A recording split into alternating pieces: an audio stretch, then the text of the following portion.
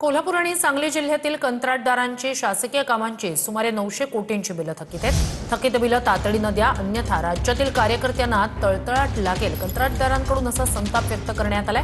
15 एप्रिलपर्यंत थकीत बिलं द्या, अन्यथा आमदार खासदारांसह उपमुख्यमंत्री एकनाथ शिंदे यांच्या घरासमोर आंदोलन करणार, असा इशाराच कंत्राटदारांनी दिलाय।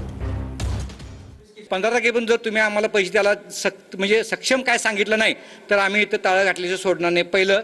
आणि त्यानंतर जर कारवाई झाली नाही तर ज्या आमदारांनी मंजूर करून निधी आणलाय, ज्यांना आम्हाला काम करायला लावलं, नारळ फोडायला लावले, त्यांच्या घरी जाऊन त्यांच्या दारात आम्ही ठिया मारणार।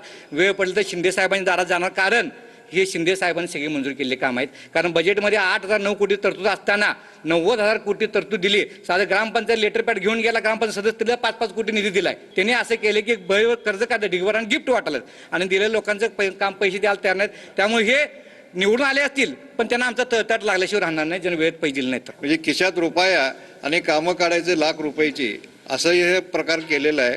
आणि याच्यामध्ये आमची घोर फसवणूक, आर्थिक घोर फसवणूक या शासनानं आणि प्रशासनानं केलेली आहे। ती आता सगळी थांबवा। प्रथम आमचं मागचे निधी जी काय देयकं आमची थकीत आहेत ती सगळी थकीत देयके सगळी पुरी करा। तुम्ही निविदा प्रसिद्ध करा, तोपर्यंत तुमच्या निविदा प्रसिद्ध करायच्या नाही।